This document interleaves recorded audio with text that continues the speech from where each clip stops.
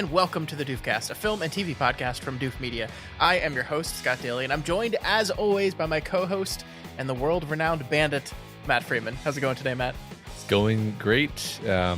Just went for a stroll in the woods, or possibly a ride in a boat. Do you have a story to tell? I have several stories to tell. This week on the show, our ongoing series Blind Spots continues as we go through the top 10 selected films from the BFI Sight and Sound 2022 Critics Poll of the top 100 films of all time. Obviously, we're picking movies we haven't seen before. This week, we're on my second pick. We're going to be talking about the 1950 genre-defining Japanese film Rashomon. I don't think either of us had seen this film, correct? Correct, yeah.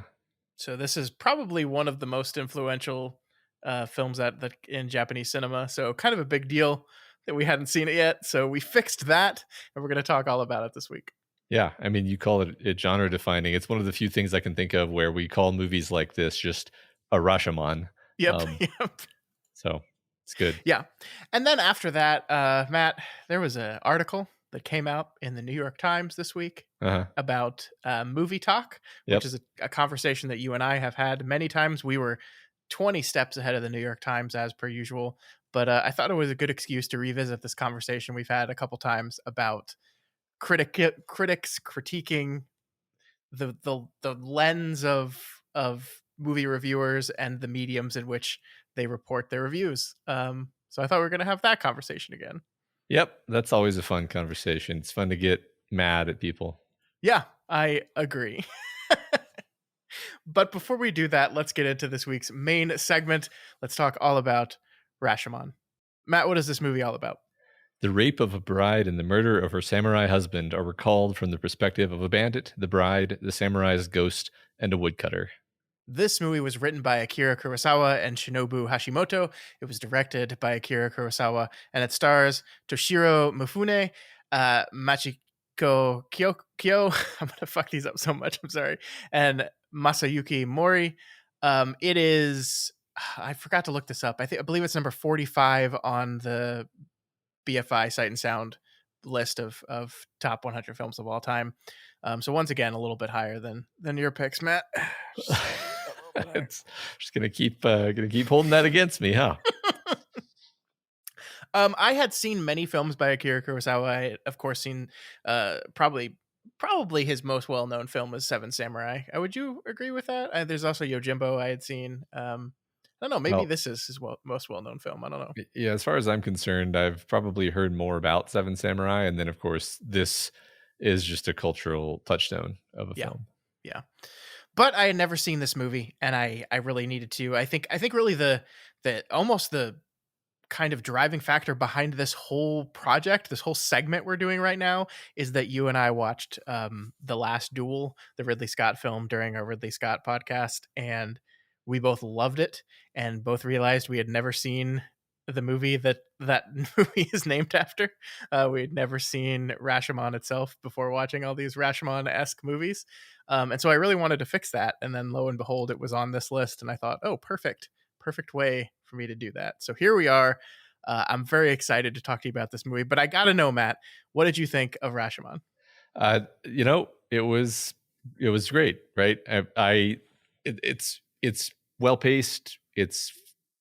I don't want to say fun because the subject matter is very heavy. Yeah. But it's quick and keeps you interested and keeps you on your toes mentally, and it obviously keeps your attention because it's a mystery at heart, right? It's a clever twist on the mystery genre, which is why it has been copied so many times. And it's a good, there's a reason why, right? It's a good premise and it's executed extremely cleanly and competently. I think as we go, we'll probably end up sort of contrasting it with more modern movies and finding ways that the formula has been improved upon. Sure. And it's like, well, yeah, like, of course that's inevitable. But historically, as a reference point, I'm really glad that we watched it. How about you? Yeah, I really, really love this movie. I think I agree with you. And I think there's many ways in which obviously this was the first of a genre of film and iteration tends to improve things, and so there is opportunity to discuss the ways other films have improved upon this thing. But as a just a film in and of itself, I was enamored with it. I can't believe this movie is 88 minutes long. Like the fact that this contains four separate stories about a thing and is brisk, it moves, is kind of shocking actually. And I think it's doing a lot of really interesting things, and I think it's doing a lot of interesting things that I perhaps didn't quite expect, because I knew going into this movie what it was going to be, essentially that there were going to be multiple stories told and each story was going to be different. And then in what I understood the true Rashomon format to be, the final story is the objective truth of what happened. That's basically what I understood. We're going to see stories from multiple angles, and then we're going to get the truth as it is. And that's not quite. It's not quite what this movie does. At least I don't think so. Yeah, that's interesting. You mentioned this before we started talking, and I decided that I would wait for us to talk about this, because I sort of just figured that the last story was basically what had happened. But I don't. I guess you do. You have a specific reason for not thinking that, or do you just think that the point is more to leave you with a feeling of wondering? Yeah, well, I mean, I think one of the lessons of the movie is that people cannot be completely honest. Mhm, Like they just don't have the capability of doing that. That everyone is always going to picture something in a light that makes them look the way they want to be seen. mhm, And the reason why I call into question the woodcutter story is not like the specific details. I think his is probably the story that is like closest to the objective truth. But I do find it. I think the turn and I think the exact moment that I fell in love with this movie was when he's at the very end of the movie sitting there like saying, I just don't understand it, how like all these people are just selfish and liars. And then the commoner guy walks up to him and says like, oh yeah, what about you? Like, and yeah, accuses him of stealing the dagger, which it's implied he did. And to me, that's his motivation for telling a different story. mm, His motivation for being selfish and being dishonest, mhm, is that no one, no person, no matter what, can totally objectively tell the story of what yeah, happened when they have their own self-interest in mind and their own perspective in mind, and maybe not even in mind. I think that's the one thing, is like the fascinating thing about this story to me, Matt, actually is, like, you look at The Last Duel, and The Last Duel is a story about people imagining what happened to make themselves look the best and to make mhm, the other people look guilty. In this movie, every one of these three stories, the bandit story, the wife story, and the samurai story, they all make themselves responsible for the crime, the murder, mhm, right? The bandit says he killed him, the wife says she killed him, and the samurai says he killed himself. And so it's not lying to protect one's innocence or to get off from consequences. It's just almost this kind of subconscious, perhaps they earnestly and honestly believe that's the way things went down and that's the way they're envisioning them. yeah. Um, and I find that just a really fascinating examination of people. I really do. Yeah. Yeah, I think even it's textual that one of the things that the commoner says in the interstitial stories is he keeps saying stuff like people lie to themselves. Hmm. Hmm. Um, it's not that she was lying, it's that she's lying to herself and she really Yeah. believes that, right? And everybody skews the world and I think they all felt responsible for what happened too in Yeah. a way, including the woodcutter, which is why after you explained that I'm still up in the air, honestly, but I came a little bit more toward your position simply because the woodcutter was, in one sense, totally uninvolved, but also he was apparently watching from Yeah. somewhere nearby, which means he could have stepped in and done something. And so his version of the story is colored by the fact that, like, yeah, you'd think that he has an objective point of view, but it's like, well, his objective point of view is contingent on his choice to not intervene. Yeah. Um, so it's not objective. He's involved Hmm. now, and then he sold the dagger, so he's even more involved. Yep. Yeah, exactly. I read that all the actors kept going up to Kurosawa during filming and like begging him to tell them and make clear which was the actual story. Like, Uh-huh. just like even like it's okay that the movie doesn't actually ever come out and say it, but you can you can tell us, and he wouldn't do it. He wouldn't That's do great. it. Yeah, I love that concept. I think it's executed so well here. I think the thing is, there's so many reasons why this movie is on the list, right? It is kind of it's kind of ridiculous to me that like this literally was the first movie to say, "Hey, we could do a flashback to a thing that happened, but maybe it didn't happen that way." Yeah.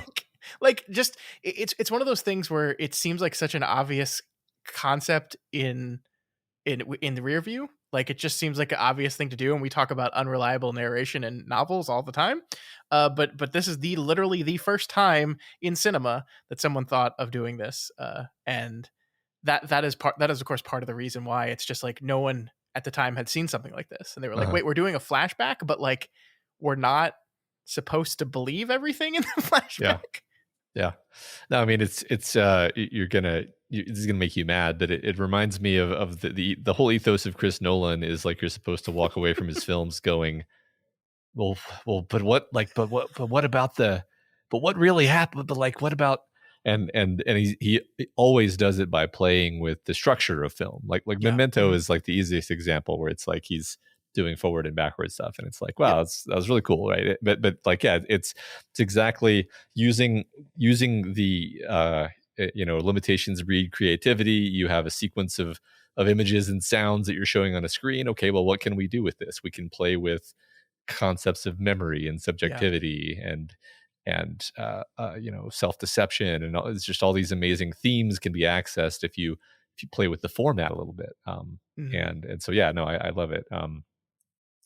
I I thought it was great. I just a side note. You know me, I love a good martial arts scene.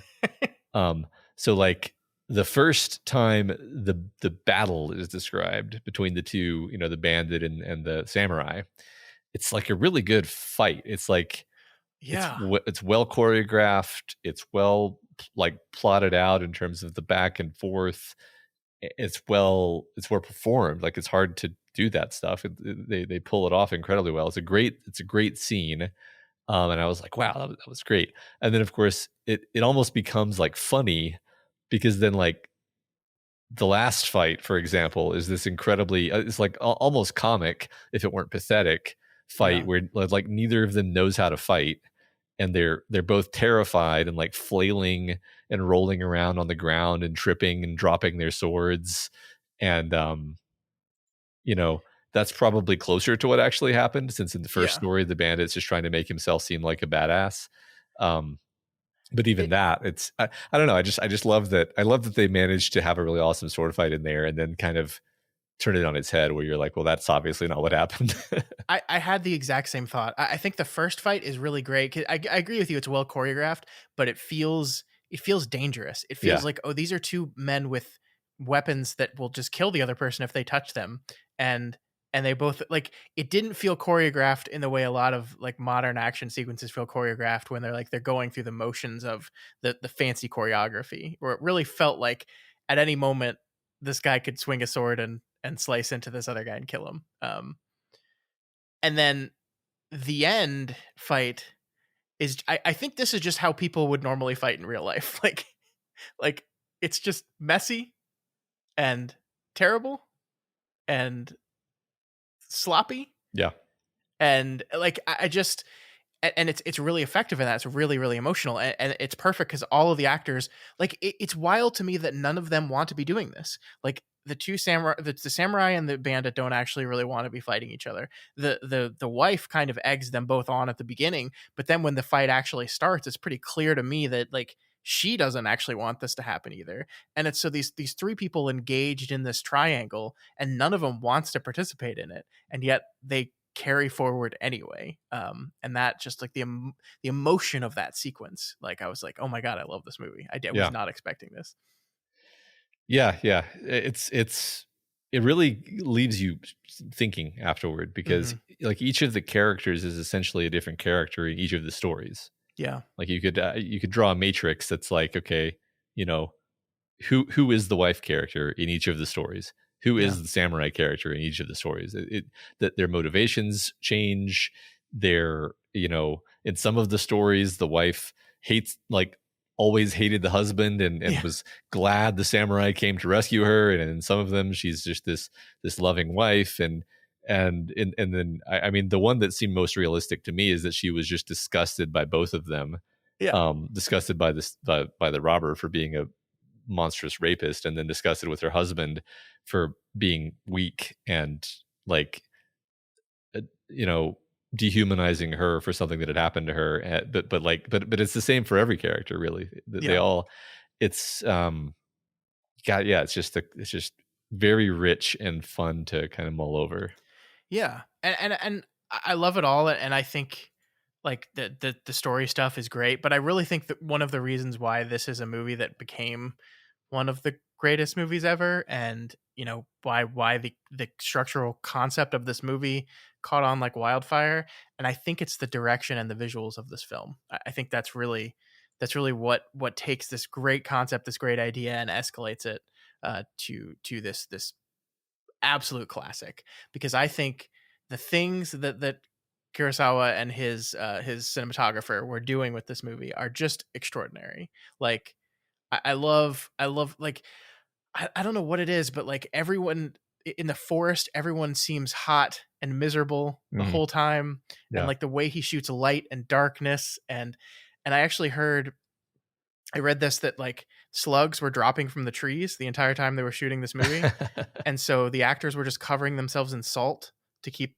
the slugs off them, and that had this unintended effect of like making them look sweatier and greasier and dirtier, and Oh, like that's it great. it, it, it all just works, like the way he uses light and shadow, and I think some of my favorites, like my favorite composition of the whole thing is when people are testifying in front of the judge, who is us, by the way. Yeah, Like we, yeah, we yeah. don't ever actually get to see any, like it's us, and it's always this static shot of the person lying on this like dirt, I guess, like completely bleached white dirt, and then in the background we see our priest and our woodcutter just sitting there observing, as if they're the jury, kind of, or they're Yeah. they're like, I just loved the angle and that shot, and like how we edit, so like, oh, I love so much of it. I love that the place that they're sharing all these stories with each other is this Rashomon, this forest gate that is tattered, it's in pieces, it's broken, and it's pouring rain. Like all these things come together to just add just some beautiful feeling to this movie that I think takes these ideas, these really cool ideas executed really well, and just makes them incredible. Yeah. So I do want to talk about the cinematography, but first I want to, correct me if I'm wrong here, but isn't it the case that we never really learned the verdict? I think that's true. I thought that they said that the man was just executed Oh, when okay. when I guess. when the commoner finds the two of them sitting there pondering and talking about, we don't understand it. I believe they said something about, we just came from the execution of one man, because I think the commoner's response is like, huh, one man? There's six right upstairs that been killed. Like the death of one person doesn't I see. matter. Okay. I think I just missed that. I guess I mentioned that because I kind of like the idea that it's up to us to decide, right? Um, Yeah, I mean, maybe I'm mishearing, and like they were talking about the death of the samurai, not the death of the person that they yeah, executed for the crime. I don't know. I honestly don't remember that happening. In either case, regardless of whether the samurai was or whether the bandit was executed, it is the case that, like you just said, we are the jury, we are the judge, we are the Yeah, ones who actually have to decide what happened, and that's the fun of it. yeah, yeah, The movie doesn't tell us what happened, even if it tells us, well, okay, maybe they did execute the bandit. I don't know. yeah. But as for the cinematography, yeah, like, so many great shots, so many periods of, like, silence and just people Hmm. walking through the forest with, like you said, light and darkness and shadow dappling over them, and you know like, probably honestly the most atmospheric black and white movie I've ever seen. Yeah, yeah, I mean, I loved a lot about Metropolis last week, and it was very artistic. It was very visually artistic in one particular way, but I think, yeah, I think I'll stick with the word atmospheric. This movie was atmospheric in a way that Metropolis wasn't. This movie was, it pulled you into the visual world, and your brain almost like stops noticing that it's black and white, because it's Yeah. like if you like, honestly, if I think about the movie, my brain kind of colorizes it because it's so vivid. You're so there in this hot, humid forest with them. It's and just on top of that, then there were like all these really nice, just luscious shots and creative shots. Like I remember one particular shot where just like woodcutter's walking along, and you see his his axe head bobbing on his shoulder, Hmm. and I was just like, number one, that's cool, and that looks cool, and that's beautiful. And then number two, it's like, oh, okay, he's the woodcutter. We're cluing Yeah. you in. He's got an axe. He's the woodcutter. Um, Lots of Yeah, stuff like that. that extended sequence of his where he's just wandering through the woods forever. I loved that. Yeah, I think it kind of goes part and parcel with the cinematography, because I think Kurosawa's camera just picks the stuff up perfectly. But I really love the performances, especially the priest and the woodcutter. There's something that really got to me. Like I think I don't remember exactly when it is in the movie. It's not the very beginning, but near the beginning, where like we're just watching these two characters, and they're just like hunched over a little bit, and just like sitting there like with this glazed look on their face, where they just don't understand. They've just like lost understanding of the world. Like they just completely don't understand the world anymore. And it's like this wonderfully framed shot of the two of them, and I think the commoner like comes in between them, like looking at them inquisitively, like, "Hey, what's wrong? Why what's wrong with you?" And I just like those two characters, like I don't know, like the priest doesn't speak very much. In this movie. I guess neither of them speak that much, actually, because most of the movie is the three stories. But they just like perfectly captured this complete devastation of I don't understand the world anymore. yeah, And I thought was just captured wonderfully with all everything the camera's doing. yeah. Totally agree. I love the long shots of them just like shell shocked and having lost their belief in humanity. Yeah. I guess speaking of that, the ending of the movie is interesting. Hmm. It's I found it very artistic and just interesting to think about afterward. The choice. Okay, so the you know instead of we sort of leave aside the idea of this murder that happened, and we have this baby that's been abandoned at the at the gate, and then there's a minor amount of conflict over the baby, and then the man who feels guilt over having witnessed this murder and done nothing, he says he'll take the baby in, and this returns the priest's faith in humanity. Hmm. And I thought that was really nice. I don't have much to say about it. It's just I guess it's like, if it were not executed well, part of me would have I probably would be saying like, and then they had to tack on a happy ending to so that you wouldn't be mad at the movie walking out of the theater.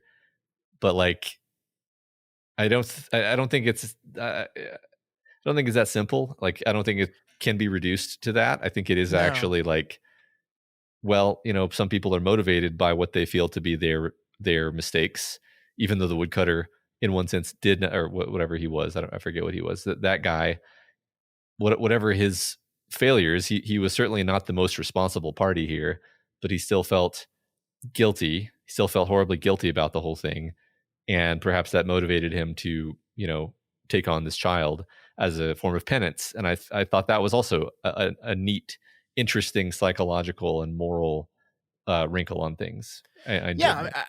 I agree. I mean, it doesn't feel like a tacked on, "Oh, we need to end this happily" ending. It feels like a natural kind of evolution of what the movie's doing in this Yeah, idea. You're absolutely right. There's this central idea, the central tenet that the movie's arguing is that people suck.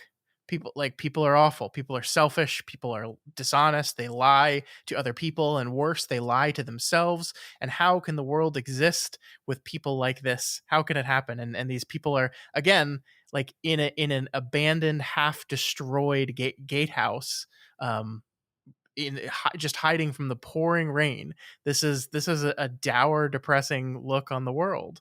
And yet, despite that, I think the conclusion of the movie is those things are true, but that doesn't mean that people can't do good still. That Yeah. doesn't mean people can't, correct their mistakes and learn from their mistakes. And that's like, the commoner is this guy. Like, you can kind of look. I think one kind of frame of this movie is you have the priest and the woodcutter sitting there trying to understand, trying to figure out what this means about the world, about people, about how we treat each other. And this guy comes in here, and you can even maybe call him the devil, right? This Yeah. commoner. I think I'm just calling him the commoner because I don't remember the character's name. I actually think it's Commodore in the script, so perfect. Yeah. He comes in and goes like, "Hey, what's up?" And they tell their story, and he's like, "Oh yeah, that's just people. Don't worry about it." They do, and then, like, of course, the first thing he does when the baby shows up is takes the kimono, takes the I think there was like an expensive necklace in there too or something. He takes the stuff, and he says, "This is the way people are, and so this is the way I'm gonna be, and that they would do the same to you. Like, what? Don't care, don't bother. It's the worst tendencies. It's the embodiment of the worst of mankind right here in this guy." And our characters see that, but are ultimately not influenced by it. They reject that tenet, and they Yeah. say, "No, this I'm going to do something. This baby needs help. I'm going to do something for it." Yep. Yep. Totally agree. The commoner's role is to be this voice of nihilism and meaninglessness, and to make Yep. fun of them, basically, to be like, what do you expect? People are garbage. What do you expect? This is the way the world is. And then in the end, you see, he really believes that, because he's going to steal this kimono. Yeah. And it's like, so you're believing that the world is a bad place has actually just caused you to be a bad person. Yeah. And Well, and it yeah. is it is like it is a way to it is I think another way to lie to yourself, right? That, Mhm. like, it justifies your selfishness because, well, so, like, I think the line, "If I didn't take this, someone else would," is the perfect line in this thing. It's just another form of self-justification, of self-dishonesty, that, like, I don't have to be good because nobody else is good, and so I might as well make sure only the good survive. Only the good can make it through this world, Yeah. and that's just not true. And I love that at the end of the day, the huntsman or the woodcutter, whatever he is, rejects that idea. He says, "No, no, no. I'm going to do the right thing here." The casualness of it too is what it's so delightful about it. "I have 5 children. What's one more?" I love that Yeah. line. Yeah, I agree. I made As I was watching the movie, as I was finishing it, I was like, we have to make sure we talk about the ending, because I think it's easy to forget about the way the movie ends and just be Hmm. like, you know, Rashomon is the story of this tale that is told from different perspectives, and it's like, well, the way it ends actually is the thematic point of the Yeah, whole thing. Actually, it's that your interpretation of the meaning of the stories that we just witnessed, and what how you're going to carry these stories into your life yeah, and interpret them, is actually consequential. It actually has to do with how you choose to behave and live your life in the world. yeah, It's not just an academic exercise. yeah. What So happens when you do that? The rain stops. The sun comes out. yeah. There's hope. Yeah. Um, there's sunny times ahead, which Yeah. again is I think the movie uses light and shadow and darkness very, very specifically. In this regard, I think during a lot of the sequences in which they're testifying in front of the court, the people testifying are always in the shadows. There's like a perfectly laid shadow right across where they're sitting, and it's intentional because the priest and the woodcutter are just behind them in frame, and they're out in the light. And so, like, it's not like there's a shadow over this whole thing. It's like a line of shadow right over where the testifying person happens to be sitting. I like that. I didn't notice that, and I'm kind of failing to summon that to memory, but I trust you. That's cool. I like that. Yeah, he's definitely. I mean, that's one thing about black and white cinema is shadow is much more important. Yeah, yeah. And because that's darkness versus light is essentially your only tool, and so yeah, he's very aware of it, very conscious of it, and he Mhm, uses it mhm. brilliantly.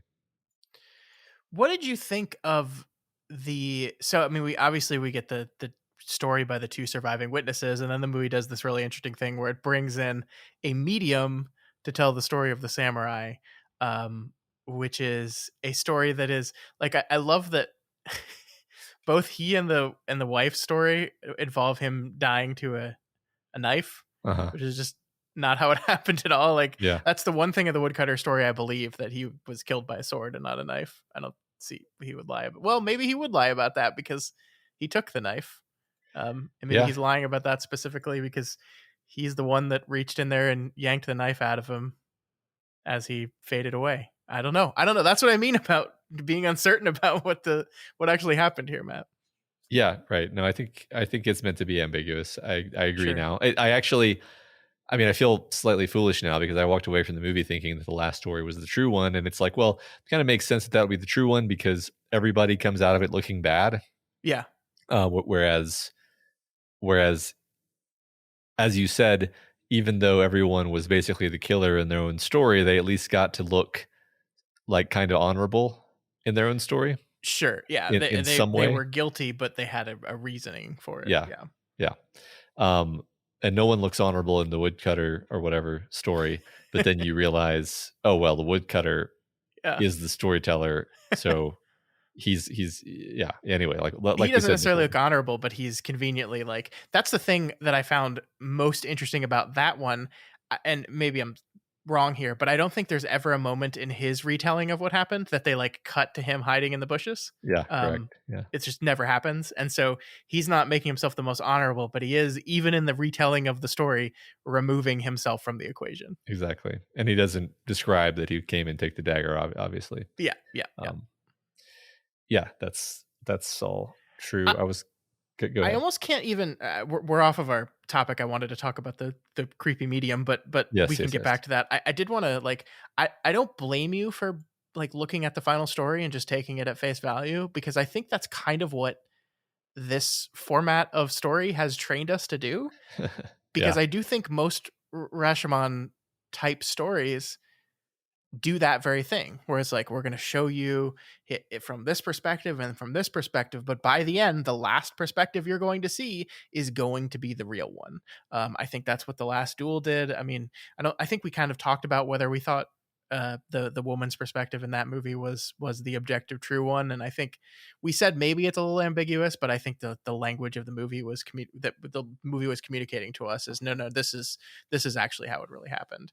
yeah, And I think that's the way most of these movies work, and that was kind of the way I was expecting this movie to work too, because it was the OG, um, which is why I was so kind of shocked at the oh, you took the knife, you're just as guilty. Like, I was like, oh shit, we're doing something here. If we're doing something that I did not expect at all, yeah, and that so I all that to say is I don't blame you for taking that story and just saying, oh, this is what happened, probably, because I think this is the type of movie that's almost, I think in Ebert's review he said it's a victim of its own success, yeah, because like it's just been copied so many times yeah. that like you watch this movie and you're trained in this format already, and so maybe Right. it doesn't work on you as well as it would have had this been the first time you've seen something like this. Yeah, I think I even kind of erroneously overinterpreted The Last Duel as a remake of this, where I was like, yeah, and then what's going to happen is we're going to see the woman's point of view, and we're going to realize that the men were both shitheels, Which is and then definitely it's true. Yeah. which is definitely true, but it doesn't imply that exactly the way she told the story is exactly what happened either. Yeah. Well, in fact, in her story, she her story is interesting because she's like, and then I was like walking toward him, and then I passed out, and then he was stabbed in the chest, and it's like, okay, that's like obviously not what happened, right? Yeah. Like Yeah. in a sense, her story is the least reasonable. Yeah. Definitely. which was surprising to me because I was like, again, conditioned on the last duel. I was like, well, obviously the woman's story is the one but that's just not the attitude that the movie takes. It's not attempting to be a feminist movie. It's attempting to be a movie about, the way we delude ourselves and Yeah. in a stressful situation, the way that you'll contort your perceptions, and your memories and your responsibility. Um, Sure, yeah. And it's interesting because obviously like the action and I think the only thing that is not up for dispute in any of these stories is that the samurai was murdered and that the woman was raped, right? I think right. those are the only two things that are like consistent through every single story. And so obviously, especially with us in uh the 21st century with how we talk about rape, I think has changed dramatically since this movie came out. And so like I think the idea, I just don't think you make this movie in 2023 and you have like you call into question whether or not the woman was raped or not, like because uh, like in I think it's the bandit story where he said no, he seduced her and Yeah. she gave it up willingly, right? Yeah. That was his version of the story. Well, And that is kind of what happens in the last duel, though, in a sense. I mean, sure, I but don't think the again, movie's her asking. her Yeah. her Go ahead. her portion of that is meant to be the objective truth, is Yes. that this Yes. is how it happened. Yes. I don't think you could do this story in 2023 without doing that particular thing. I And, agree. and it's like I agree. It's not like they're intentionally doing this.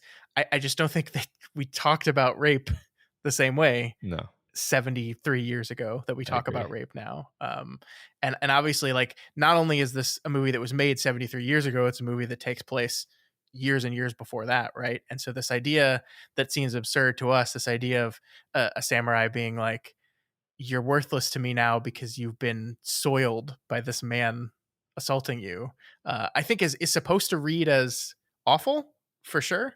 But the idea that a movie would like call into question like whose side are you supposed to be on? I think that's a not dated, but I think that's just an old movie thing. Yeah, I agree. But I do want to talk about the medium, because Yeah. like it kind of felt. I mean, so my perception was basically just like they're sitting there writing the script, and they're like, I kind of want to tell like the samurai's version, but how do you do that when he's dead? And then they're like ghosts, and then that was it. Yeah, I mean, I agree. Like, I guess there's two different interpretations you can have of this. You can have that in the world of the film, a medium exists that can really do this, and that we're really earnestly and honestly hearing the thoughts of the soul of the samurai. But the other one you could be is that like this is just a person that's just as selfish and dishonest as anyone else, and they're just making it all up. Uh-huh. They're just lying. They're just saying, "Yeah, channeling the samurai, and this is how it happened."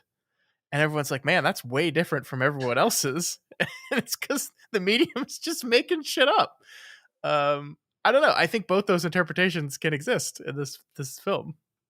Yeah, yeah. I mean, I think I lean just toward taking it at face value as a kind of magical realism thing, but Sure. obviously you're right that the movie permits you to just be like, well, maybe the medium is motivated to tell the story in a certain way. I, I Um, I will say, like, I don't think that. I agree with you. I think we're just kind of meant to say, okay, this is how this works, and this is the samurai's point of view. And yeah, we came upon a script problem, and we solved it by yada yadaing it.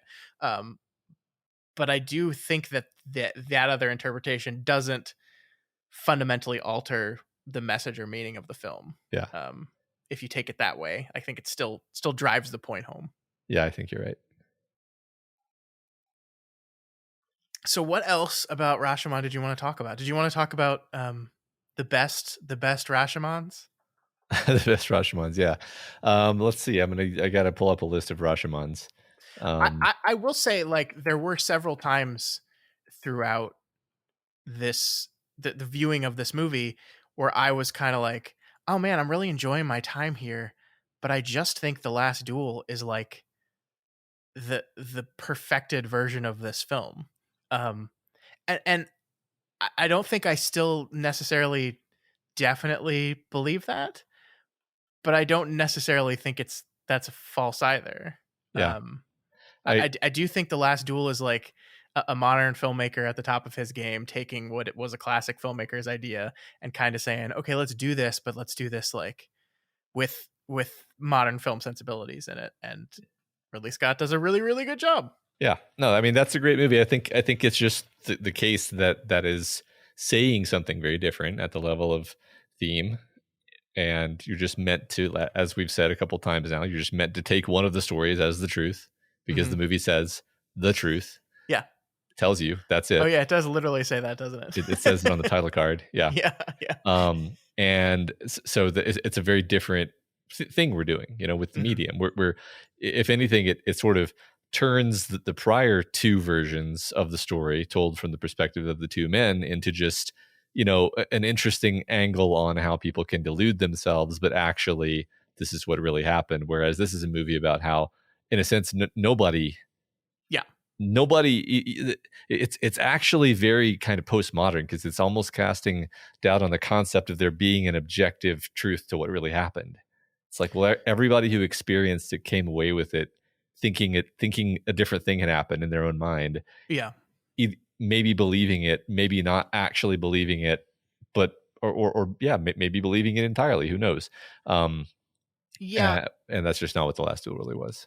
I got the feeling that in Rashomon, everyone telling the story legitimately and genuinely believes the Yeah, story they're telling, that they aren't actively, knowledgeably yeah, lying about anything. yeah, But I agree, The Last Duel is taking the Rashomon effect and making it a movie that's actually about the ways in which women's experiences and stories and truths are erased by the people around them. And we have these two stories, these two wildly different stories, by the two men in her life, that are believed implicitly more than the truth. yeah, And yeah, the wonderful thing about that movie is, despite her story being the truth, it ultimately doesn't matter. yeah, Like, what sets her free ultimately is this stupid duel between men, um, which that's technically also true in Rashomon, although that's just not the focus of that film. yeah. I mean, one fun thing about that movie is that it wouldn't necessarily. Sometimes The Last Duel would change what had happened between stories. Sometimes it would just continue a scene longer, Yeah, and you'd be yeah. like, "Oh," and then that guy made a fool of himself. Whereas in his version of the story, we just cut off and we didn't see that part. Yeah. Hmm. Which is, I think, another fun angle. So yeah, like that's the thing, is they took the ideas, they kind of left aside some aspects of it, and they, I think, fair to say, innovated some aspects. And Hmm. um so that's a great one. We can keep talking about The Last Duel, but I looked up a list of Rashomons, and I haven't actually seen most of these. One that is interesting is Hero, the Chinese martial arts film. um Yes, yes. and that is That's Jet Li, actually, right? that's Jet Li, and I'm pretty sure I like that movie.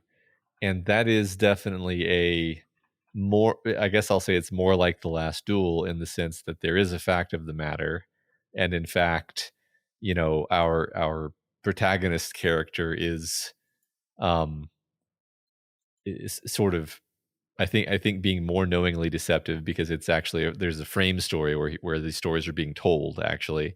Hmm. And so you later realize, you realize after hearing all these stories, like, oh, that's not really why that person did that, and things like this. It's Yeah, it's yeah. clever, it's well done. It's quite different though. I don't, I guess it's similar to a Rashomon, but it's funny. The more I think about it, the more I'm like, I don't know. These movies are all actually pretty different, except for the fact that they're playing with the idea of unreliable narrators and then showing those events happening, except showing them happening differently. Yeah, yeah. I mean, like, a lot of these lists list the usual suspects, which Hmm. is a movie I like. Although there's so many so many complicated things about saying you like the usual suspects in 2023. Um, the both the director and the lead actor, but it's almost not really like, I understand why it's called Rashomon esque, but like, not really. I mean, I guess I don't know, man. It's kind of. Um, yeah, kind of. I mean, that's the thing, is all of these are kind of like, this list I'm looking at is calling Gone Girl a Rashomon, and I'm like, Okay. We have two different versions of the story. Yeah. Sure. Hmm. Okay, fine. That's not really it contains that in it, but that's far from like the main thing that I think about when I think about that movie. So, Yeah, I do think this is exactly why like the Ebert line "victim of its own success" is perfect here because yeah, like this list I'm looking at has Gone Girl as the number one the number one Rashomon effect movie. And while I agree it has two differing perspectives, it's kind of like the movie that term is losing meaning the more we use it. yeah. Yeah, right. Because I'm thinking like there are so many books I've read that play with the idea of perspective and dramatic irony, and it's like, oh, those aren't all Rashomons. That's just fairly normal literary technique, obviously. Yeah. Um, I think there's a movie called The Handmaiding, which is Park Chan Wook. That is it's a very it's a very sexy movie. There's uh, lots lots of sex in that movie. But it is kind of a movie that operates from one perspective for the first half, and then there's a shocking reveal midway through, and then the clock rewinds, and you see that same sequence from a different perspective, which allows you more knowledge of it. Which again is not exactly the Rashomon effect exactly, but it is similar. okay, yeah, cool.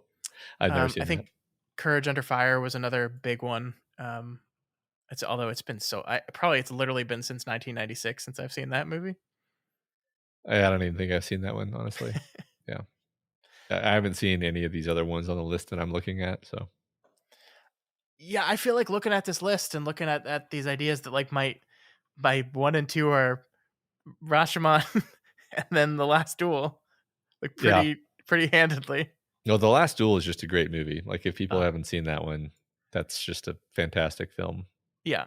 Let's just beat that drum one more time Yeah. that like nobody saw that movie when it came out, and everyone needs to take the time to see that movie because I do think in 30, 40 years that will go down as one of Ridley Scott's best films I in a agree. career that has so many incredible films in it.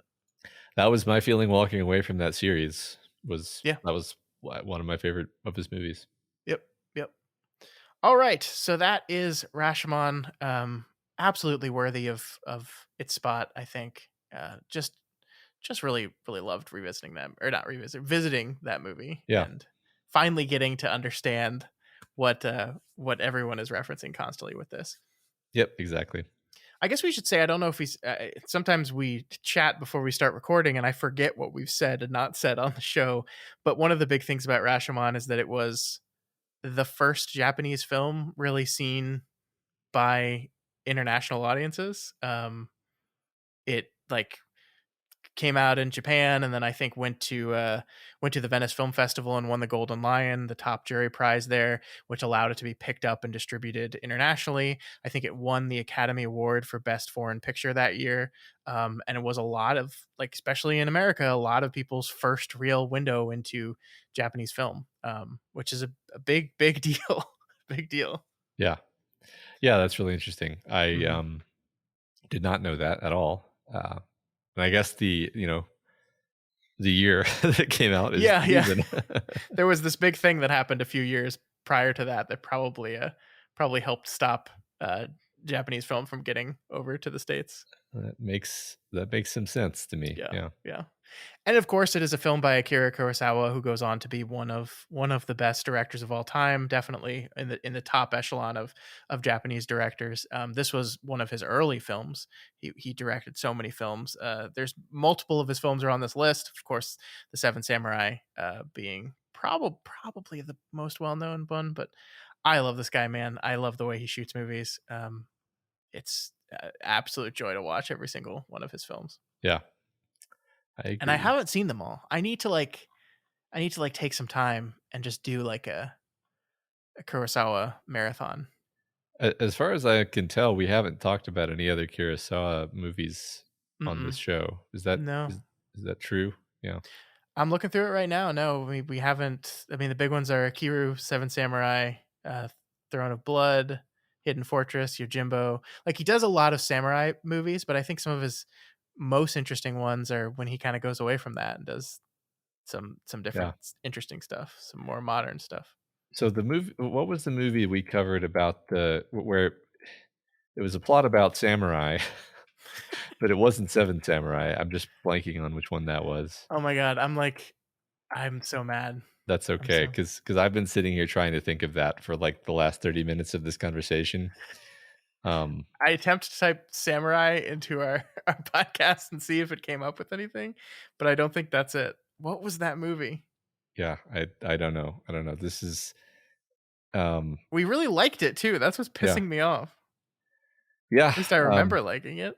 no, I think it was great. Nothing that I'm searching for is finding any reference to this ever having happened on our website, so No, I am 100% convinced that a we did a movie review. yeah. I think it was a Patreon sponsored one Yeah, at some point in the past. But yeah, I'm not getting nothing here. So we're gonna have to probably plug this into the show notes after we figure it out after we stop recording, because I don't think it's good audio for us to just be sitting here yeah, I pondering. agree. But let's go ahead and let's move on, Matt. Are you ready to move on? I am ready to move on.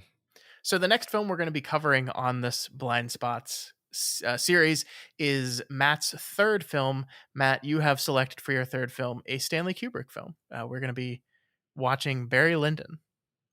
Awesome, yeah. So that one, just in case people wonder, I mainly chose because it's one of the few Kubricks I haven't watched, and also I've heard that it's just this visual masterpiece. I guess, for whatever reason, a lot of my picks were focused on having heard that it was visually spectacular in some way, like filmed using entirely natural light or something like this. So, Mm-hmm. um, I I think think that's natural it. light and or candles. Candles, yeah, right, right. Yeah. 13 Assassins. 13 Assassin. We got it at the same time. I know. I knew that you were doing that while I was doing it. Anyway, That was a Takashi Miike film. yeah, yeah, Not Kurosawa. That was a good yep, movie. Like that movie a lot. yep, yep. Yeah, so I'm looking forward to revisiting Barry Lyndon. It's been a very long time since I've seen that. So you said one of the films of Kubrick that you haven't seen. Are there other Kubrick films you have not seen besides Barry Lyndon? Let me check that real quick while we're just having an episode that's just totally full of silence. It's okay. We had a really good conversation until this point, and people can Well, just skip ahead of this. so I haven't seen like his oldest ones. I haven't seen Spartacus. I haven't seen Paths of Glory. I haven't seen The Killing. I haven't seen. I've seen everything after Doctor Strangelove except um, Barry Lyndon, and then I haven't seen anything before 1960. You haven't So seen Spartacus? yeah, Spartacus is one of those ones where like I think I've seen pieces of it on TV. Back when TV was the thing, but I haven't ever sat down and watched Spartacus. Yeah, I mean, you've also watched The Simpsons, so you've seen parts of Spartacus. That's true. That's true. Probably need to watch Spartacus. I really enjoyed that movie. Yeah. Yeah. Anyway, well, for now, we're just going to tackle Stanley Kubrick's Barry Lyndon. We'll be doing that probably not next week. I think next week we have to do a Canon episode. So we'll get back to our blind spots the week after that. But I'm excited. Spartacus. No, Barry Lyndon. I just subbed out your movie for Barry another one. Lyndon. What's funny is I don't really have any idea what Barry Lyndon is about other than that it's a period piece. So that'll be fun. Yeah, that will be fun. I look forward to this. All right. Doof. All right, Matt, before we go for the week, we have to go into complain mode again. It's not a mode I like being in, but sometimes things make me angry, and this is my outlet to talk about them. All right, I'm here for you. Thank you. I appreciate that. I hope you will also weigh in with your extreme anger, or maybe you don't care at all, and it's just me. It's just me. I don't worry, Scott. Okay. I'll find some anger in my heart. Great.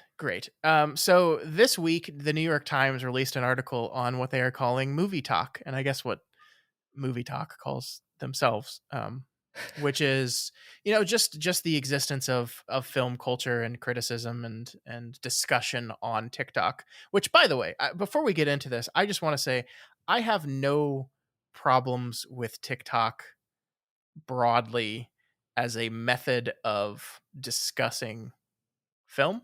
I think methods of discussing film change constantly, right? There was newspapers, and then TV, and then uh, internet, and then podcasts. Like the format changes constantly, and I am not saying we need to reject the new format. Um, but I have a problem with movie TikTok a little bit here, and I think this article does a very good job of kind of outlining exactly what my problem with movie TikTok is, because the article is titled. I had it open here. I closed it. It's basically titled they review movies on TikTok but don't call them critics, Uh-huh. and that is the perfect clickbait for me to immediately click on the article and go, "Wait a minute, why not?" Uh-huh. Um, and this is a really interesting article. I'm not going to read the whole thing because it's several thousand words, but there's a lot of little interesting bits in here about how there's these people that make it their full-time job to discuss films on TikTok. And we've talked about these people. We've talked about like the graying lines between someone that is taking money from a studio to promote their films and someone that is reviewing a movie on the internet, in order to guide people whether or not they should see them, and the lines between those things. And I think I was happy to see this article, Matt, because I feel like I've been talking about this for like a year, and it just seemed like no one cared about it at Uh-huh. all. And then the New York Times writes an article, and I'm like, oh my god, people do care about this. And then on Twitter for the last few days, I've seen critics weighing in on this thing and like talking about how much it makes them uncomfortable. Basically, all the things that I was talking about, how it made me uncomfortable. I'm like, oh my god, people actually care about this thing, and that makes me so happy. Um, but the thing that pisses me off is how none of these people want to call themselves critics. Uh-huh. So I guess let me ask you a question. What is the definition of a movie critic? That's a great that's actually quite close to what I was mulling over while you were explaining your ire here, because I was actually thinking like what is the definition of a movie review is actually the Mm-hmm. question that I was thinking, which because it's like, do we do movie reviews? Do we? I don't know. I don't think of what we do as movie reviews. I think we do criticism. I do think of what we do as criticism. What is a movie review? I mean, but so so criticism probably is what those people are doing by any like reasonable definition. Mm-hmm. And I think they just don't want to be called critics because they think of it as like a fugly, branding non-friendly word, Yeah. and so they reject it. But that's kind of it. We can have the conversation you want to have, but I want to kind of bracket that, like, I don't even think that what they're doing is actually really a movie review because they're biased, and so they're Yeah. actually Yeah. just pitching a movie Mm-hmm. to you, because the concept of a movie review is a fascinating uh rather sort of deep idea, where it's like, what are you really doing here? Mm-hmm. You watched it, and now you're basically performing your reaction to the movie either via the written word or via discussion or via a TikTok video, as the case may be. But like, to me, it's necessary that that reaction be authentic. Otherwise, you're just like I said at first, you're just pitching it. You're Yeah. just shilling for it. Mm-hmm.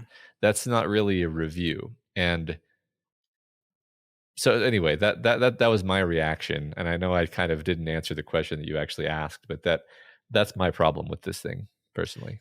No, and I think that's a great answer to the question. Actually, is we don't know, and I think the thing about criticism as a whole, and film criticism specifically, is what it is and what it is not has constantly been discussed, analyzed, and poked and prodded at over the course of the existence of films. And what criticism is and isn't has changed along with the mediums that support it, for sure. I guess the thing I push back at, and again, I want to be specific here that I am not speaking of every person that talks about movies on TikTok. Obviously, TikTok is an enormously popular app. There's millions of people on it, and there's probably thousands of people that talk about movie on TikTok. Um, but these kind of specific ones that have like this quote here, right, really pisses me off. When you read a critic's review, it almost sounds like a computer wrote it, said Cameron Kozak, 21, who calls himself a movie reviewer and has 1.5 million followers. But when you have someone on TikTok who you watch every day and you know their voice and what they're like, there's something personal that people can connect to. That pisses me off because it presupposes that you can't connect to a person's written word. That Yeah. What? Yeah. Well, okay. So that just strikes me as having been said by someone who literally has never read criticism, right? Yeah. Like, Mhm. because when we were younger, there were film critics that would write in the paper. I presume they still do this. I just don't read the paper anymore. Yeah. Um, and like, yeah, you would absolutely know their voice. You would learn what they Yeah. liked and what they didn't like. And I distinctly remember having a conversation with my mom, in high school or something where, she was like, yeah, so and so in the Houston Chronicle gave this a bad review, but he never likes this kind of thing, so I don't really care. I was Mhm. like, oh yeah, okay, that's smart, right? That's important. Um, so no, Yeah. I agree with you there. Agree with you totally. And then this other quote, a lot of us don't trust critics, said Lucius, 31. He was one of many who pointed to the review aggregate site Rotten Tomatoes, where the scores of top critics often differ wildly from those of casual users, as evidence that the critical establishment is out of touch. They watch movies and are just looking for something to critique, he said. Fans watch movies looking for entertainment. Now, I am totally fine when people that are not plugged into the industry and don't do this for a living say stuff like this because they're just wrong and misinformed. Uh-huh. But like, if you make money talking about movies online and you're echoing a sentiment echoed by people that are just wrong, I'm just like, what are you doing? Here's I think the crux of the problem for me. I think these people are making content because they love movies, sure, absolutely, but they're making content for people first, primarily for popular consumption first, and to understand and analyze and dissect film second. For sure. Yeah. And I mean, I guess the answer to then is, what is criticism? Is that criticism? No, I don't think so. But the problem here is that these are the people that people are going to, especially younger people, are going to understand and make choices about what films they should go out and spend their money on and what films they shouldn't. And it is deeply ironic to me that someone would say a lot of us don't trust critics when they are a person taking money from a film studio to promote their movie on Yeah. their platform. Like, I don't trust you. like Yeah. I just, it's just really fascinating to me, like how we got here, how we got like to this place where like, people have always talked about critics as if they're like snooty and out of touch. But like, that's because people really like to go see fun, stupid, dumb movies, and that's fine. Yeah. But like people that are existing in the movie analysis business also echoing that sentiment, I just roll my eyes at that. Yeah. It's just ridiculous. Well, yeah. So the hypothetical scenario is like, imagine I'm Joe TikTok and I have a YouTube show or a TikTok show, Mhm. whatever it's called. I Hey, don't Joe. I don't TikTok, so I don't know what these things are called. I have a I believe TikTok. they're called TikToks. They're called TikToks, and I'm one of these guys, and I'm like, yeah, Top Gun Maverick didn't really work for me. I didn't really like it. Mhm. Okay, and then it's like, well, you got to fill out a whole video. So then you say, and the reason is, bam, you just cross the line into criticism Yeah. because you're trying to justify, explain, analyze your own emotional reaction to a piece of art, enter into a kind of dialogue, kind of uh, you know world of ideas with that piece of art, and that's criticism. Yeah. And so I guess as long as you're always just saying like, yeah, it was great, it was cool, like as long as you're your reaction is just pure vapidity, just purely worthless, then I guess you can qualify as not being a critic. But it's in any time that something didn't work for you perfectly, and you have to try to contextualize that, um, yeah, you're doing criticism, and Yeah. yeah, I mean, the thing I would say, if any of these folks happen to be listening to us, and they're not, by the way, because they're all much bigger than us, is you have an enormous amount of responsibility. Like, millions of people are coming to you to hear what your opinion on the latest TV show and movie are, right? That is that is responsibility. You are kind of the gateway to people's time, and you should take that responsibility really seriously. And to kind of mess with words in order to not label yourself a critic, because that's become a bad word in spaces, is absurd to me. Like, embrace it. You're a critic, and be honest, and be forthright. yeah, that's I'm reviewing this thing, and they gave me money to do yeah. so. That, and Um, I mean, I would even say that's your sole responsibility. Like, it's yeah, not you just have to be honest. yeah, That's all that's really required. But yeah. apparently that's too much. And I don't think, like, again, I've said this before. I'll say it again here. I don't think these people are doing this with malicious intent, right? I don't think when they're out there to, like, destroy film criticism. I just think they like talking about movies. And I think it's fine that you like talking about movies, and you started talking about movies online one day and people started giving you money to do it, and you're like, "Hey, cool." Yeah, That's kind of what happened with us too, right? yeah, Like, but I think, and I'm not, I don't want to, I want to be careful, like, to put myself on a pedestal that I'm not putting these people on, but, like, I don't make this show with you because I know it's what people want to hear. Like, I think you look at the fact that we spent the last 2 weeks talking about movies that are 80 years old and that uh-huh. basically have no downloads because nobody cares about these movies. Like, I do this because I love analyzing and dissecting and talking about movies. And I feel like these people are, as I've already said, are putting audience first. They want to be influencers. They don't want to be movie people. Yeah, And there's a lot of pressure there. There's a lot of pressure there. We've talked about it before. This idea that, like, if a studio comes to you and says, "I'll give you $2,000 if you talk about Megan," um, what if you didn't like the movie? yeah. Well, it's What gonna are you going to do? influence. It's gonna What are you going influence to do? it too. And like, I can think of times where maybe we saw. I think I don't remember which of the new Star Wars films. Probably The Force Awakens, where like um I remember our episode on that was like incredibly positive. It's like, Hmm. oh my god, they've recaptured the lightning in a bottle, and like that's not how I feel about that movie anymore. Yeah. In fact, that probably wasn't how I felt that movie like a month and a half after that conversation. It's just, and nobody handed me a bag of Star Wars swag. Nobody invited me to a premiere. I just wanted to like it. Yeah. I was happy that Star Wars was back, and I wanted to like it for purely kind of internal reasons.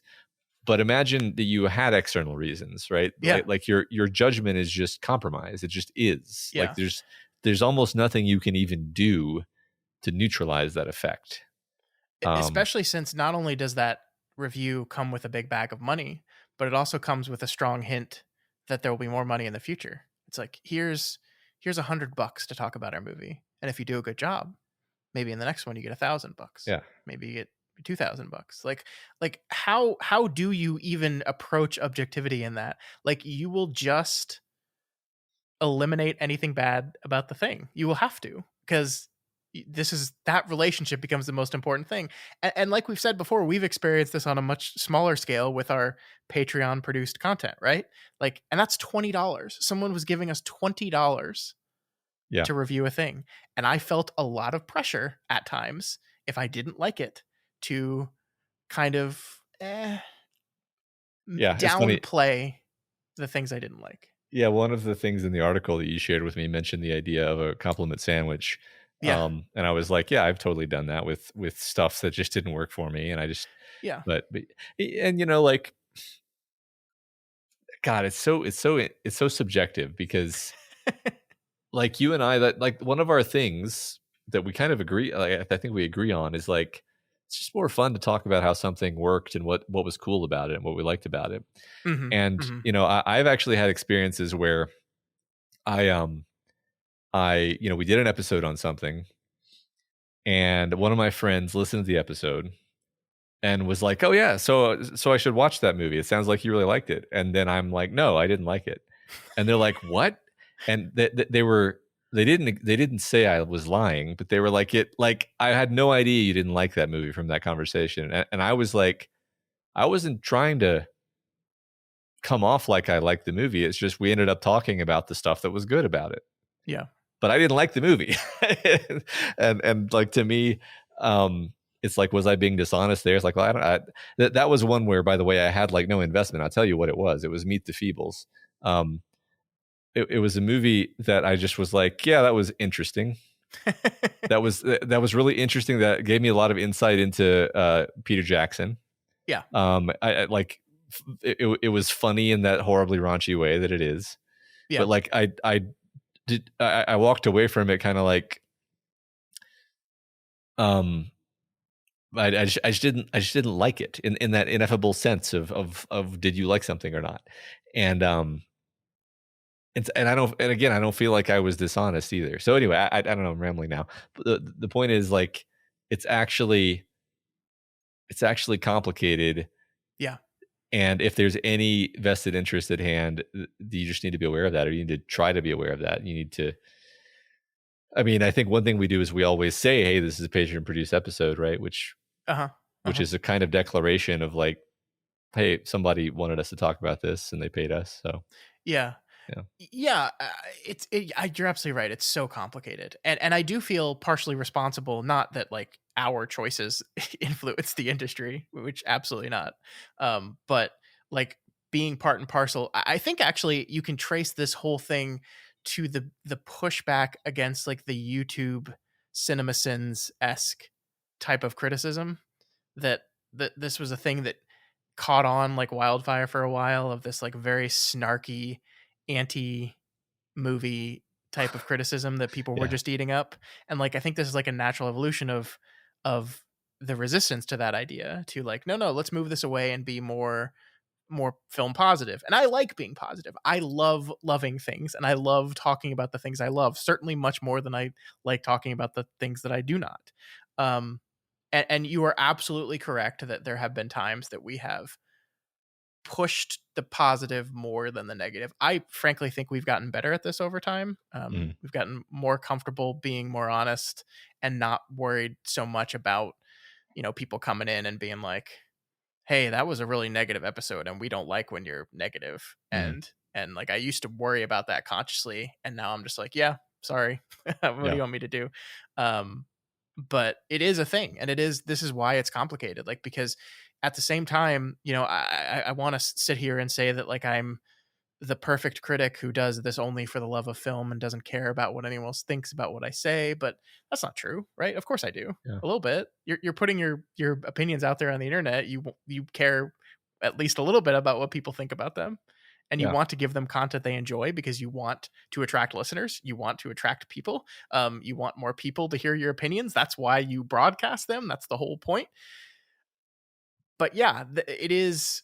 I see this, and I see articles like this, and I see attitudes like this from some of these people that are like, um, I don't want to call myself a critic because I want to avoid the stigma, but I also want to avoid the responsibility. Um, and mhm, that's the part where I'm like, hold up now. You can't avoid the responsibility. You If you have an audience and you are talking about things and recommending things and trying to influence their spending behavior, you have a responsibility to them. And you can't avoid that by not giving yourself this title. yeah, yeah. I think what you said a second ago about them, this being a kind of reaction to the snarky mode of YouTube, like tear down criticism, is very accurate. Because there's a few YouTubers that I even would like listen to some of their stuff, and they went down a spiral, kind of starting out being like, oh, okay, there's some interesting insights here, to just being like, I'm the guy who talks about how every new Marvel movie is bad for Yeah. specific political reasons. Yep. And Yep. it's like, and this is obviously in a tractor state because culture war, politics shit just sucks in viewers better than anything else. And so Yep. they just succumb to that. And then, now they have, I think some of them actually kind of like flamed out in the sense that people got tired of that shtick and they didn't realize like what had happened to them. They became Mhm. audience captured without realizing it, basically. Yeah. And so, yeah, a lot of these people I think are reacting to that and trying to be like, no, we're not going to do that, whatever that is. And I'm like, I get it. I get the desire to react to that. It's the same impulse that causes it's ironically, it's like it's why Red Letter Media makes the Nerd Crew videos. It's that Yeah. they're making fun of a thing that they think is terrible, and they're trying to do the opposite of that. Yeah. Um, I just agree with you that like you just got to be honest. That's like the only rule as far as I'm concerned. Yeah. Um and we're like, this is real money we're talking about here. Like, Yeah, a sponsored post promoting a film or streaming service can be worth anywhere from $1,000 to $30,000. This is real money. yeah, This is how these people make their careers, and like I want them to be able to do it, right? Like I want people to be able to make a career out of content creation. Like, sure, go for it, do it. I'm not saying that I think this entire form of content should be wiped off the face of the earth, but I think these people have the wrong attitude. I guess, at least the people featured in this review or yeah. No, I this article. so these are short, right? These are TikToks. Yeah, they're like 60 seconds, 2 minutes, So that kind part of of me thing. just doesn't see this as that big of a like problem because I'm like, I don't know if people are really going to make their important decision based on a 60-second TikTok. I think you are wrong Okay. about that. I think I don't. You've got kids on the cusp of TikTok dumb. Uh-huh. But I think you cannot underestimate how much this form of social media has completely taken over the younger generation. Like, it's insane how popular this thing is, and it's I guess, yeah. insane. Like, I think the biggest movie talk person has like 3.5 million followers. 3.5 million people see him every time he posts stuff. His biggest videos have like 22, 23 million views. Um, this is massive. This is huge. Like this. Yeah. So, okay, this is, and again, I don't do TikTok, so I'm actually asking you out of pure just ignorance. Don't you usually consume TikTok by watching like 75 TikToks in a row? Yeah. And your perception is that you could be moved by like number 34 out of 75 Yes, and absolutely. okay. Because I think that contradicts my like expectation, but I'll just take your word for it because like for me, like my perspective is like if I watch a Red Letter Media 45-minute review of a movie, um, these are guys that I have gotten to know their tastes over the course of hundreds of hours, and I'm watching them talk about the movie for a long period of time. I'm able to think carefully about it's like a very different experience. But I Sure. think I think the answer is like, well, Matt, that's because you're old and you think slower. Well, I mean, yes, 100%. But also, like that makes their role almost more important because they have 2 minutes to explain to you um why you need to see this movie or why you Hmm. don't need to see this movie or whatever. So it can't be fully nuanced and in depth. It has to be a quick sound bite. Which is exactly why we're soundbite culture, and TikTok is like the ultimate sound biteage. But I think these people are incredibly influential. I mean, that's why the studios give them money, right? If it didn't work, they wouldn't be getting money for it. And like we talked about the marketing success of Megan, a hugely successful movie that became memeified, and that's why it did so well. A huge part of that was they shilled a lot of money out to a lot of very influential movie talk people that like I think the biggest guy, which is a guy named Straw Hat Goofy, did like a middle of NFL playoff game TikTok NFL slash Megan like collab thing that was seen like millions and millions and millions of times. Yeah. Mm. And it's big business. It's a big deal. And I don't like the feeling that trying to dodge the label of critic is what's being done in order to avoid responsibility when money is being like I said the last time we talked about this. It is wild to me that for the longest time the argument has been like, oh, these critics, they're just in the pocket of the major studios, and now we're creating a system in which the most popular movie review critic, whatever you want to call it, people, that is literally the case. Yeah. That's happening. Yeah. Yeah. Well, I hear you. I get it. I expect that this is a space that will continue to evolve. I think that it would be interesting to continue to follow this and see what it looks like, in a year. Yeah. And I want to reiterate here, I like TikTok as the new medium for talking about things. Like I've always felt like I've been like I was the guy that read the reviews in the newspaper. I was the guy that watched Siskel and Ebert on TV as a kid. I was the guy that, as internet became a thing, really like dove into reading people's reviews, and then YouTube happened and I was watching people's reviews, and then podcasts happened and I was subscribing to people's reviews. Like I've always kind of excitedly followed the trend of film discussion and film criticism wherever it went. And that's one of the big reasons I'm on TikTok, to be frank with you. I don't make any videos, but I just watch a lot of movie discussion on TikTok because I find it interesting. So I'm not saying like I am against this as an overarching concept of where the industry is moving to, but I feel like we need some accountability and responsibility there that I'm not seeing. Yeah. I agree. Makes sense. Yeah. All right. Also, Blue Beetle's coming out this weekend. Yeah. It's actually getting good reviews, Matt. It's decent, it looks like, but I think 79% on Rotten Tomatoes, speaking of content aggregators. But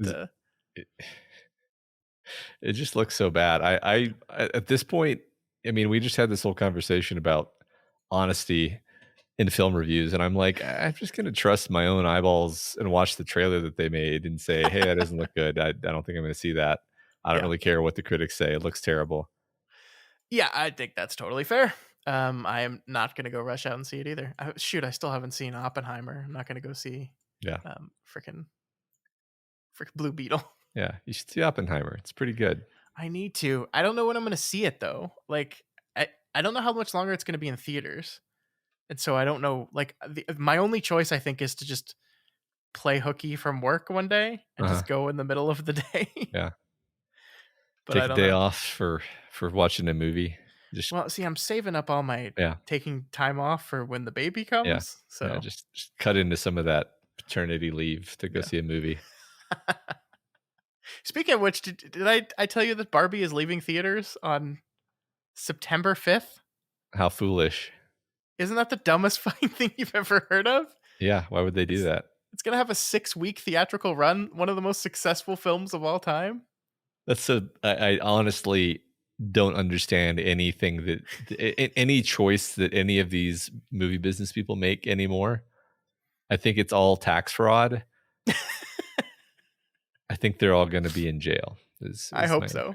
Yeah. Anyone that decides to cut this movie out of theaters early, when it just raked in its fourth number one of the weekend in a row, is an idiot.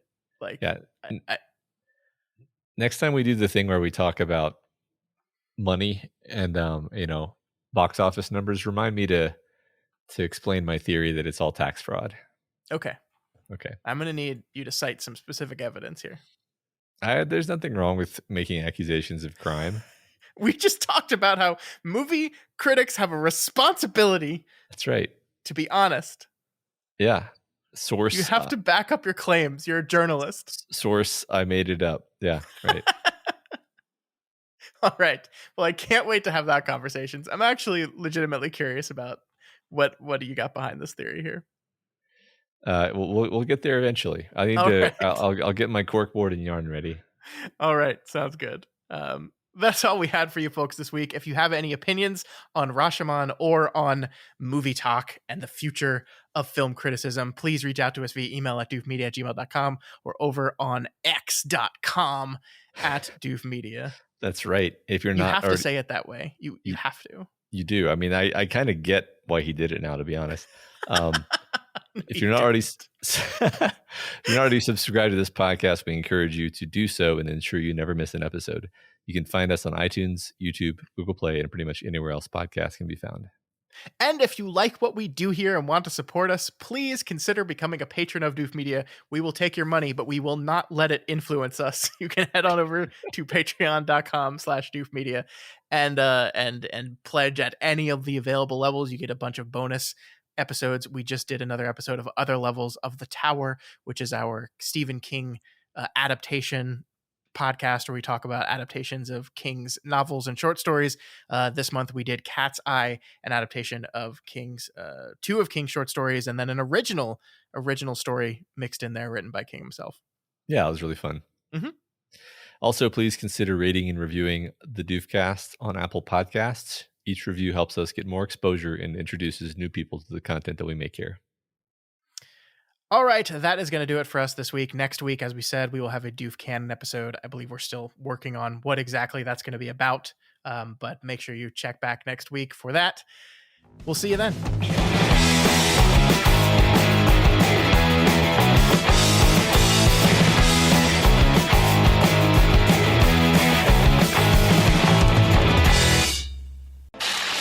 My name is Doof, and you'll do what I say. My name is Doof, and you'll do what I say.